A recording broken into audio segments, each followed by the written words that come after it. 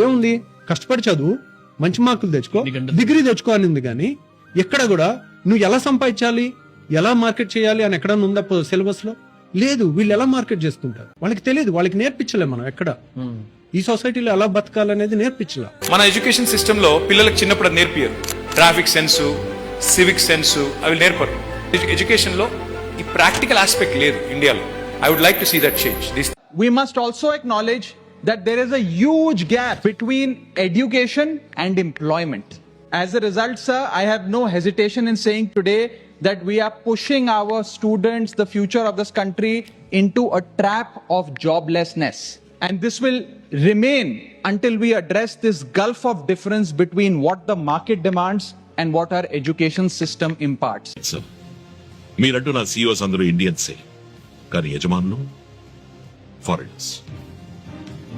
మన education system పక్కవాడి కోసం పనిచేయడం నేర్పించిందే తప్ప మన కోసమో మన దేశం కోసమో పనిచేయడం నేర్పించలేదు.